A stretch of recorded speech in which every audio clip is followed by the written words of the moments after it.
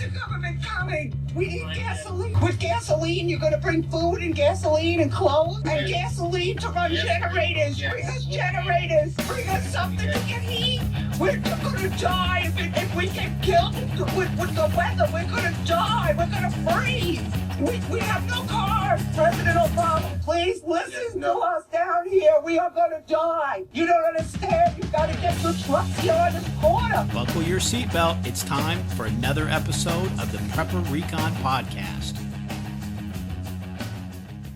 KDArmor.com is your one-stop shop for the most affordable body armor, period. With packages starting at $169.99 and free shipping on every order. KD offers soft armor and rifle threat rated armor up to level 4. Go to KDArmor.com and get your body armor today while you still can. Mention this ad and receive a free tactical scarf for a limited time with any body armor package. That's CATIarmor.com. Today's guest is Kale Nelson of the FO Time podcast, the other ham radio podcast. Kale, welcome to the show. Hey, man, thanks so much for having me. It's just great to be on one of my favorite podcasts. Oh, absolutely. Thanks so much. And it's an honor to have you on. Now, tell us what the FO Time podcast is and why you started it. Okay, well, it's actually Fo Time, like go, but instead of go, it's an F, and it's the name is kind of wonky. It goes back to an amateur radio forum that I'm a part of. It's kind of an inside joke, but the Fo Time podcast is an amateur radio podcast started on a whim to kind of connect me with some of my online buddies to give us a way to connect with each other outside of a forum space to get to know the person better, even behind their avatar.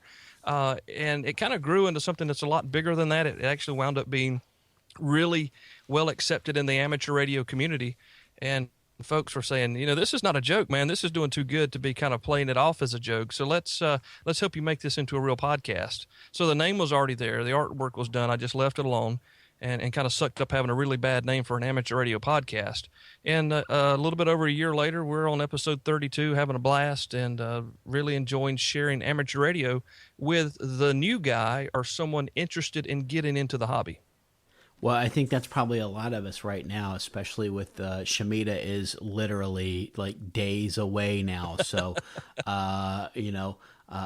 folks that are just now starting to get into prepping, they're scrambling and trying to get food and water and things like that covered.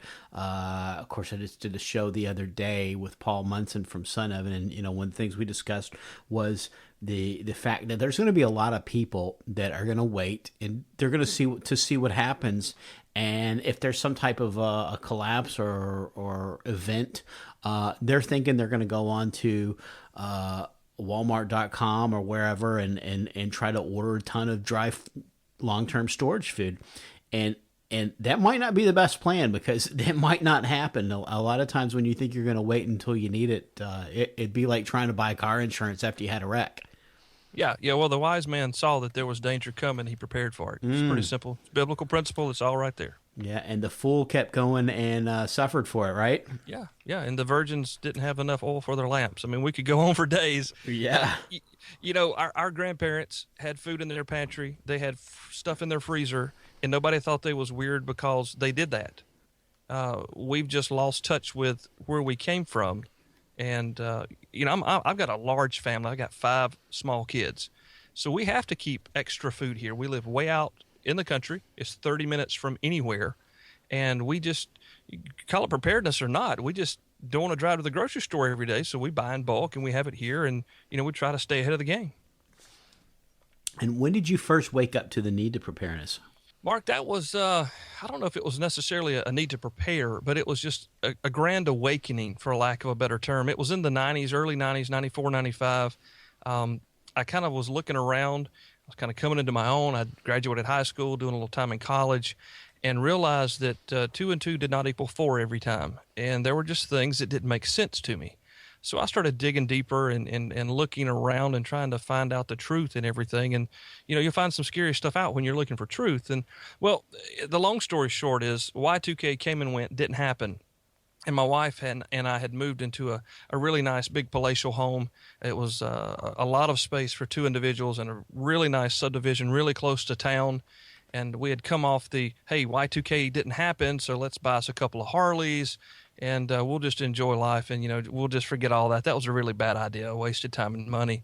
And we had bought a generator, and everyone laughed at us because we had bought like a 5,200-watt generator for our little bitty house that we lived in. And we never used it, of course, because nothing happened.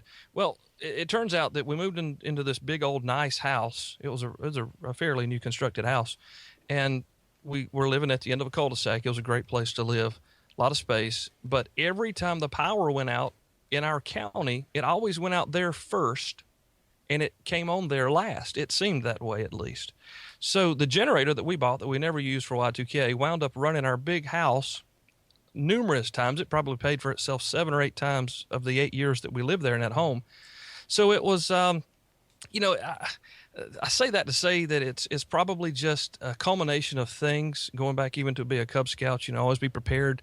My grandparents did casual farming, for lack of a better term, and their pantries were full of food and their freezers were full through the winter, and they didn't have to go to the grocery store every day. So you look around, and it's just how we've been conditioned as individuals and as people in the society. Whereas if you need anything, just stop on the grocery on the way home and grab what you need for supper that night. And with having 5 kids and living so far away, that's really not an option for our family. So preparedness, readiness, however you want to term it, I guess we're there, but we're not digging bunkers or anything like that. Very good. Now, when did you get into radio? And it's not just ham radio. You also had a little stint in FM radio. I did. I worked for almost a decade in commercial, non-commercial Christian radio. And that was a lot of fun. I really enjoyed that. But I've always been kind of a geek, kind of a nerd. If you looked at me, you could tell. But I've always just really been into radio, man. When I was about 6 years old, my grandfather gave me an old 23 Johnson Messenger radio, an old CB radio he had, one of his hunting trucks. And a few days later, my dad came in the house and he said, "Son, do you know what happened to the battery in my lawnmower?" I was like, it's right here. I had taken the battery out of my dad's lawnmower and brought it into the house, and I was using it to power the 23-channel CB radio, talking to the truckers up the street at the TA. I had a fascination with radio from a very young age, and it kind of stuck. And I kind of dabbled with the idea of amateur radio on and off for years, and the Morse code thing kind of kept me away. I just always made an excuse not to learn Morse code, so I never did take the test. And then one day, I had ordered another study manual for the test, and my wife brought it in the mail, and she said, "You're never going to take this. Why did you buy the 4th study manual?" And I said, "I'm going to do it now for sure." It was almost like a threat, like a challenge. And I took the test and passed, and went back 2 months later, took the upgrade test, and have really enjoyed it. I mean, I like talking. Okay, I podcast and I like talking. I've been on the radio. I'm not afraid of a microphone, a camera, or whatnot. Cameras are afraid of me. But, I really just enjoy talking, conveying. I enjoy conveying with people through speech. And radio, amateur radio, is just the perfect medium for that, for me. And it just happens, for a lot of people, it's a great thing that they can use in their preparedness. And I guess start out by telling us what ham radio is, and then also if you want to follow that up with how it can be useful for preparedness. Well, ham radio at its core, its most essence is the nucleus of ham radio. It's so simple. It's just a communications hobby. It's a way for people to communicate, whether their voice, through a computer, through Morse code, all different means. You can send pictures and talk to the International Space Station. You can send your signal to the moon to bounce back to someone else on Earth and have a conversation. I mean, it's just a massive hobby, but it revolves around communication. And, I mean, we do that all the time. So really, that's what it's, a communications hobby. And how does it work with preparedness and readiness? Well, it just happens that it's really the best answer to someone who is preparing for a problem to cover their bases regarding communications. We are such a communicative society. I mean, we walk around with our phones in our hands all the time. We're texting, and we're messaging, and we're updating our pages, and we're talking to our wives, and our wives are calling us and our kids, and we're all the time talking either through a text message, through a Facebook update, or whatever they call that. And, we're constantly doing that. And we're so used to that now. When that goes away, or if it were to go away, if it's a bad storm or, the power goes out or something, people really get scared. And communications, we're so dependent upon it nowadays that doing without it will really freak some people out. So ham radio, it doesn't necessarily depend on the infrastructure that it takes to keep your phones and your internet and your tablets and your house phone and all those things working. Ham radio, the infrastructure is built into the operator. So we basically carry our own infrastructure around with us. And that leads to a lot of good answers for folks who have communication needs regarding some sort of event, whether it's weather related, whether it's the Shemitah, whatever dystopian fiction title you want to plug into it. Ham radio is a really good answer if you want to communicate during a bad time. Very cool. And about what's it going to cost me to get started with ham radio? Well, you have to take a test. And to take a test, you really need to study, do some preparation. So you can spend $12 or $15 on a book and buy a book and read the book to study. You can spend a couple of bucks for an app and study on your telephone if you're into that. There's a lot of free services that you can use, free applications on your phone. There's free services on the net that you can use to study. You can go to the library. You can borrow the book from the library. I know the local club that I'm a member of, every time a new manual comes out, they buy it and donate it to the local library. But it's about $12 or $15 for the book, maybe $20, just depending on where you get it and whatnot. And then you have to take a test. And the tests either are free, and tests are given in your local area by your local amateur radio club and their members, volunteer examiners they're called.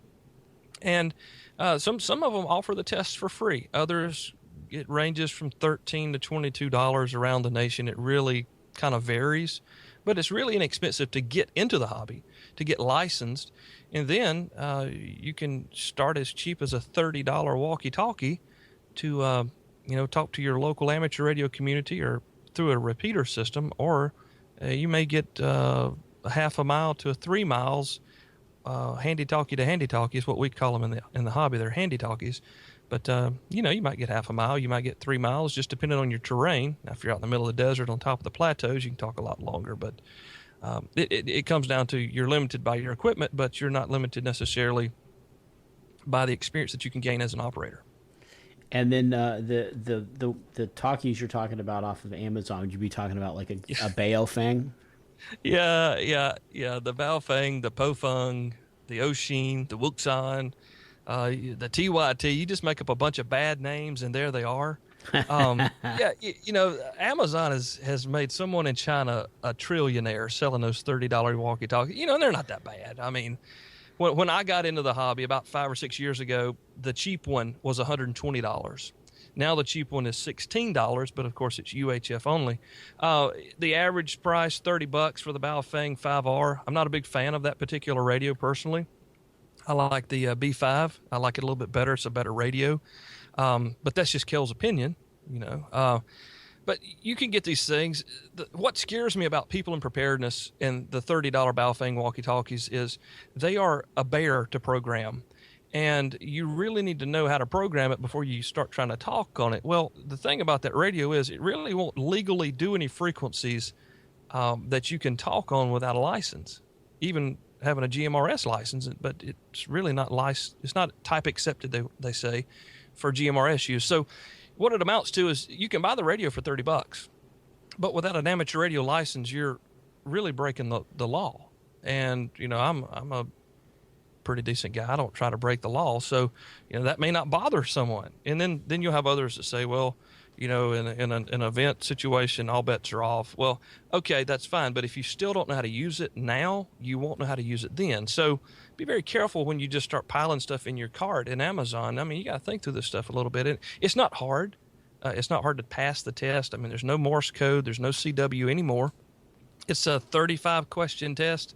I think you only have to get 27 of them right. And it turns out this is a really fun hobby. It's more than just, piling walkie-talkies in your bag waiting on the world to end. We're going to take a quick break, and we'll be right back. I've personally been buying gold and silver from JM Bullion for over 2 years. They offer the best prices over spot that I can find, and I've never had a problem with an order. If you're looking to trade in some of your fiat paper for real money, check out jmbullion.com today. When disaster strikes, it's too late to prepare. PrepperRecon.com offers MOLLE-compatible individual first aid kits for your home, auto, or bug-out bag. These kits have everything you need to address a traumatic injury, including an Israeli battle dressing, quick clot, EMT shears, suture kit, Steri-strips, tourniquet, ACS chest seal, tough strip bandages, gauze, and so much more. $89 includes shipping. To buy your individual first aid kit, go to PrepperRecon.com and click the store tab at the top of the homepage. Order today before it's too late. And then I'm trying to study. Of course, I'm trying to write a book and run a podcast and run a store and keep a blog going. And just moved into a new house, and Shemitah's right around the corner. So there's congratulations. There's a huge thank you very much. But there's a huge laundry list of stuff I'm trying to do. It may end up being that I'm going to actually be testing in September rather than August. Yeah. But in the meantime, I got the Baofeng, and I've been listening. I went to the local ham club. I figured out their frequencies for their repeater, and they do a net every Monday night, so I'm able to just listen in to everybody else on the net. And there's it's very active. The club there's several a lot of people on there. So I'm thinking that in an emergency situation, at the very least, I'd be able to listen to those guys, and they're probably going to be passing information back and forth through that repeater. Now, is that repeater, is it off-grid power, or is it dependent on electricity? Well, it really depends on the club. A lot of, and I don't know, in your area there, the local repeater we have in the upstate of South Carolina, the majority of them do have some sort of backup power. And that doesn't mean they might run for, 6 or 8 hours, or some may run for days on a natural gas feed as long as the natural gas is getting to the generator. All just depending on the site. But a lot of guys, and I would bet, you're down in Florida, hurricane, you're just begging for a hurricane to come wipe you off the face of the earth. Yeah. And, there's a lot of guys that I'm familiar with, some friends of mine that live in Florida. They're active hams, and they do practice for emergencies, and they do have contingency plans and backup power. So, ham radio may not be the preparedness hobby, it may not be the favorite hobby of a preparedness individual, but it is a preparedness hobby in the fact that a lot of the work for amateur radio or ham radio, they go either way. Okay, ham or amateur radio. Those guys and gals are preparing to be service to the community in times of duress, whether it's a hurricane, the power goes out, EMP, whatever you want to, just put the storyline in there. So more than likely, your local club operating on your local repeater that you're already listening to, which is smart, by the way, they probably do have some sort of backup power, and probably even have a backup repeater to put in place if something were to fail. And then what type of range would I be, once I get my license, how far would I be able to, what would I need to contact that repeater? I'm probably 25 miles away from it. Well, you can hear them pretty good, so that's good that they've got a big signal coming out. Now, you have to get to the repeater so it can take your signal in and repeat it back out for everyone else to hear. 5 watts, depending on the terrain from your walkie-talkie, your handy-talkie. You might be stretching it there. You may get in. It might be a little scratchy. You may not get in at all. But there's some pretty simple fixes to that. And the easiest one is to upgrade your antenna. People all the time, especially now with these big 8-watt handy-talkies that come out with these big high-power handy-talkies, I'm not convinced that that's any better than your 5-watt handy-talkie with a really good antenna. And you can buy a really good antenna for $13 or $14. Yeah, that's half of what you paid for the walkie-talkie, but it's the most important part of your radio system, whether it's a handy-talkie, whether it's a base station at your house or a station in your car. The antenna is the key. So you want to make sure that, you can probably upgrade that. A lot of people don't realize this, but you can connect an outdoor antenna, a base station antenna, that would really increase your range to your handy-talkie. And it just takes a little adapter. It's not they work either way. You can put a base station radio, you can put a mobile radio, or even a handy-talkie on a base antenna. That would be your money best spent, is to find you a nice antenna that would work, that you could mount to your house or to a pole in your yard, not the electrical pole.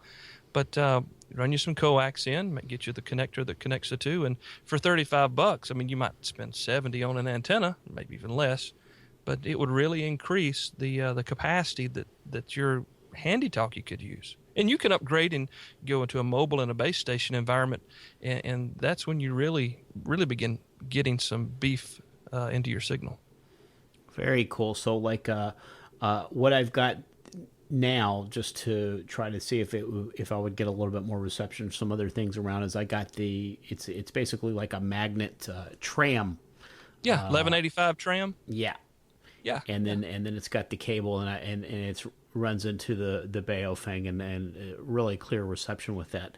And then once I get licensed, you think that might hit the repeater 25 miles away? Yeah, like I said, it's all dependent upon what's between you and the repeater. Mm-hmm. I mean, if there's a hill, if there's a mountain, not that you have those, but if there's a rise, it may be hard to get through. But at the same time, you would really be surprised what that little bitty $21 tram 1185 antenna will do for the performance of a 5-watt handy talkie. And I'll tell you this, you can take that antenna and replace it with an even nicer antenna, and it is, grapefruits and cantaloupes comparisons.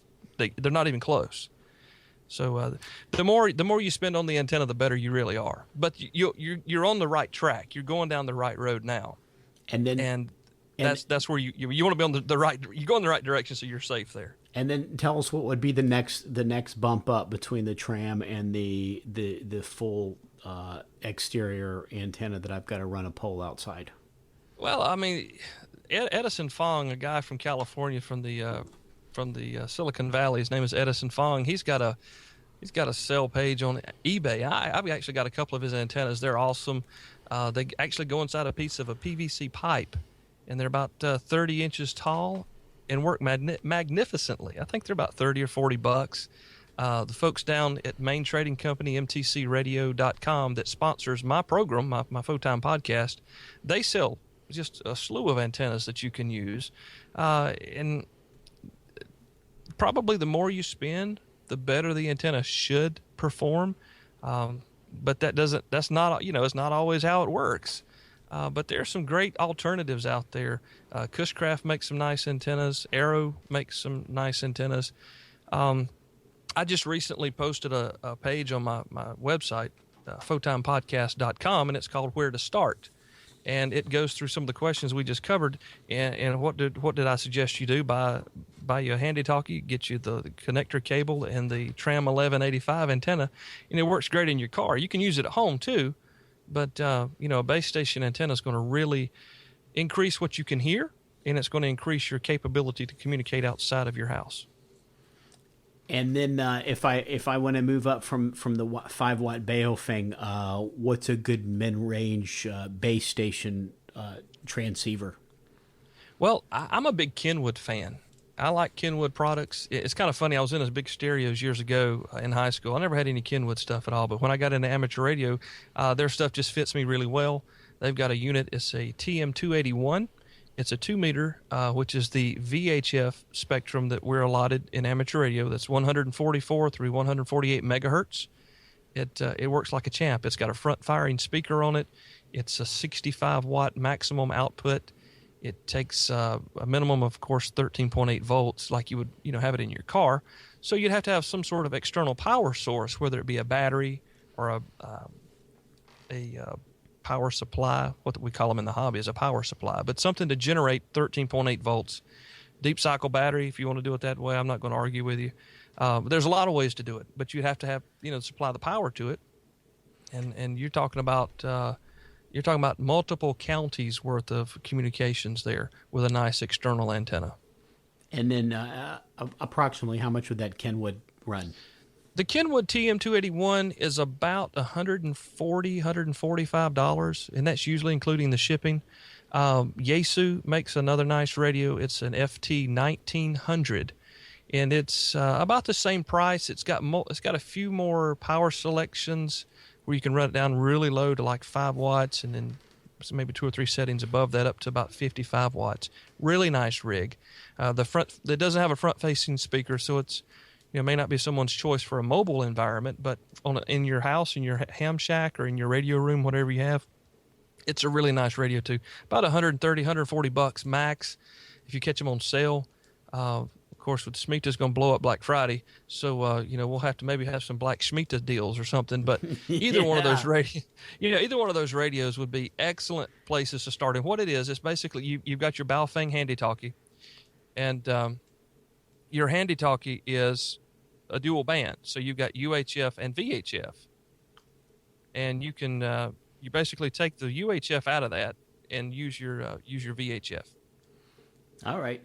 And then something like the $140 Kenwood TM281 that's going to have the mic and the speaker and the only other thing I'm going to need besides that's the power supply and the antenna.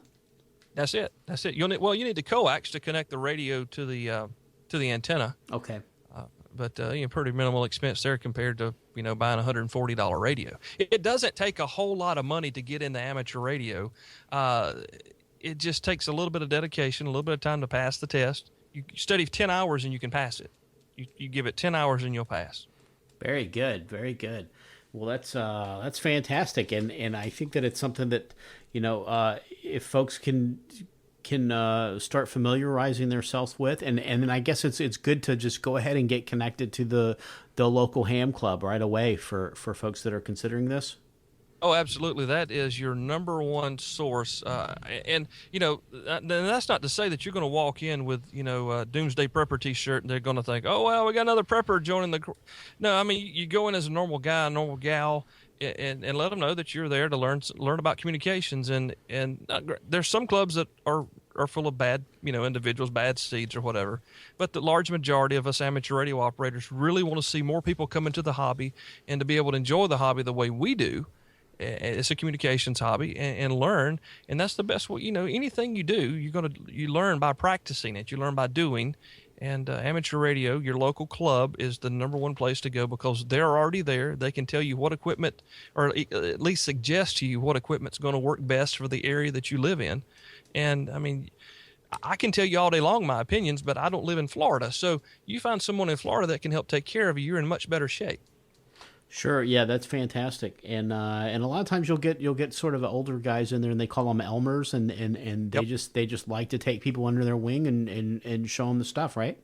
Oh, absolutely, yeah, and I've got some online Elmers, and I've got some folks here in the Spartanburg community that have come along and propped me up at times and held me back at other times, and at the same time cut me loose. So it's just like having a dad or a granddad. They've already been there. They've done that. They've already made the mistakes, and it won't hurt you to listen to them a little bit because they probably know what they're talking about.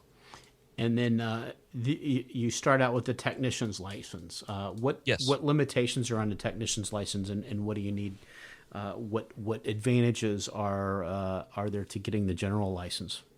Okay, well, the one thing to think about your tech license is the easiest way to explain it is with your tech license, you're given pretty much all of VHF and UHF. So you imagine your local police, your local fire department, and the frequencies that they talk on, you're going to be close to those frequencies. You understand, say, how large your county is, and you see your county officers riding around talking on the radio. So you can pretty much talk around inside the county, maybe outside the county with a good, high-power base station. That's your technician privileges. I mean, you have some privileges on 10 meters, which is really close to the CB bands that are part of the technician license that you can get on. And just depending on solar conditions, on 10 meters, you can talk across town. You can talk across the world, and it just depends.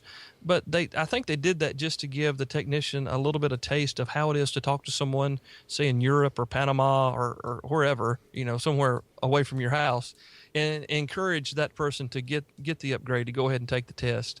And that way you gain more privileges, and you get the HF frequencies, which if you're not an amateur radio operator, the best way to compare that to is shortwave radio. So if you like listening to WWCR or some of those, you can imagine that they've got a transmitter in Nashville, Tennessee, and you can hear them, loud and clear in California, up in Maine or wherever. And that's really a good comparison is When you're a general class licensee, you have those privileges. Now it takes another radio to operate on these different bands, but not only do you have the capacity to talk locally in and around your city, your community, your hometown, 3 or 4 different communities around you, with the HF frequencies that are allotted to the general class licensee, you can talk all over the world, and it's really not that hard to do. Well, that's just fantastic. Really, really good information. And then there's digital communications too. That for people that are really into the technical stuff and want to really get into more advanced things, you can do things like PSK 31. Is that right? Oh yeah, PSK 31, Olivia. It's RTTY. Even Morse code is considered a digital mode, which is kind of funny to think about. It's been around forever, but they still consider it a digital mode. But digital modes, they're really cool because they take such little power to go so far. And that's the greatness of Morse code, is that you can go a really long way with just a little bit of power, because the signal is so narrow, it's so small, it's not taking up a lot of space in the pipe as it travels around the ionosphere. And it just allows you that freedom to move around. And the digital modes are great. I mean, I love doing that. Actually, that's probably what I enjoy most in the hobby, is the digital modes. And folks, a digital mode, if you're not doing Morse code with a paddle or a straight key, a digital mode would be like our RTTY or PSK 31. That's text messaging over the airwaves with no infrastructure. So you're basically keyboard messaging, keyboard to keyboard, to another individual somewhere out there in the world, and having a conversation with them with no infrastructure. So it's pretty cool. So it's almost like instant messaging from AOL in the 90s, but you don't require the internet to do it.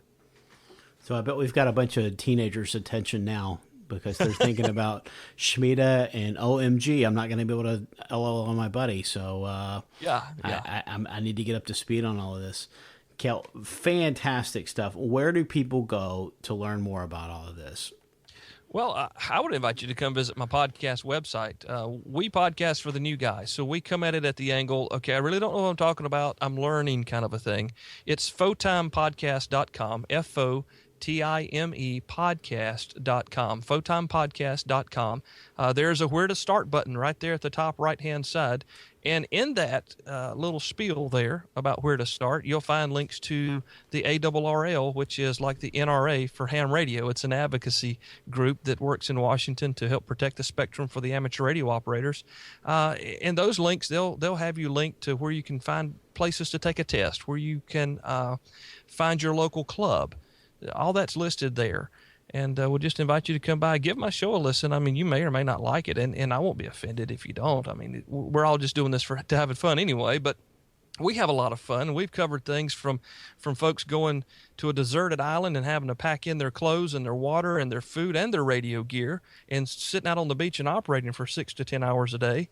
We've covered Katrina. We've gone over the Joplin tornado disaster. We've covered a lot of different aspects of just messy lives in general.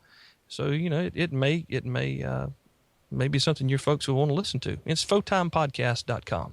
And then if folks want to get started, $15 for some study material, $15 about for the test. They can get a good antenna for $40 and $140 for the Kenwood TM281 and a few cables and adapters here and there, and they'd be up and running. I guess if you're thinking about grid down communications, like you said, you need a power supply for that. Would you be able to do that? Would you be able to run that radio, the Kenwood TM281, on a let's say like a 35 amp hour deep cycle battery and a 600 watt inverter? Yeah, absolutely. Well, you wouldn't even need the inverter. You could just run straight off the battery. Oh, okay. All of the amateur radio gear is set up to run on 12 volts DC. Of course, it takes 13.8 because that's what our cars create for us, but they're all 12-volt appliances, so everything that you have runs on batteries. Even the large majority of the big high-end rigs, they still run on 12 volts DC. So I did a search in South Carolina. I can't remember. It was a couple of million registered vehicles in the state. And I said, look here, the power goes out. Look at all the batteries we have to choose from. Wow. But I mean, you think about it, but getting back really to the crux of the whole thing here with amateur radio and preparedness is that it's about preparedness, and buying gear does you no good. You have to prepare with it. So if you do think that you are interested, or someone that you are friends with, or a buddy, or a spouse or whatnot has a tendency to understand technology, and you're kind of like just totally freaked out, and this guy's just talked over my head the whole time, give this to them. Let them go and learn. Let them take the test so they can come back and help you learn about it. But the key is preparedness. You don't buy a new rifle and put it in the safe and never even sight it in. You get it out and you use it. You don't buy dried goods and don't put them in. You just leave them in the garage. You never try them, and they might make you sick. You try everything. And ham radio is the same thing. Buying gear on Amazon will not solve your communications problems if you can't use it. So, if I'm going to beat my drum, this is it. If you're interested in communications, ham radio is a great way to go for a grid down situation. But you're going to need to know what you're doing and practice and be up on what you've got before the time arrives. Very cool, Kale. So we'll have links to photonepodcast.com in the show notes today. And so everybody go over there and check Kale out, and just keep learning and get the stuff, and then get your license, get the stuff, and get it out and use it. There you go, man. I appreciate you having me on. I enjoy your show, enjoy your books, and look forward to the next one. Thank you, Kale. In the Days of Noah, Book 2, Persecution by best-selling author Mark Goodwin. A globalist conspiracy transpires by way of a false flag attack against America's energy infrastructure. Noah and Cassandra Parker witness a complete economic meltdown, which is intentionally triggered by the event. The assault is blamed on patriots and Christians who are rounded up into detention centers across the country. Noah and his friends must take action to prepare for the meltdown and defend against the totalitarian regime, which is gunning for their freedom and, quite possibly, their very lives. Get your copy of The Days of Noah, Book 2, Persecution for Kindle, paperback or audio edition at Amazon.com today.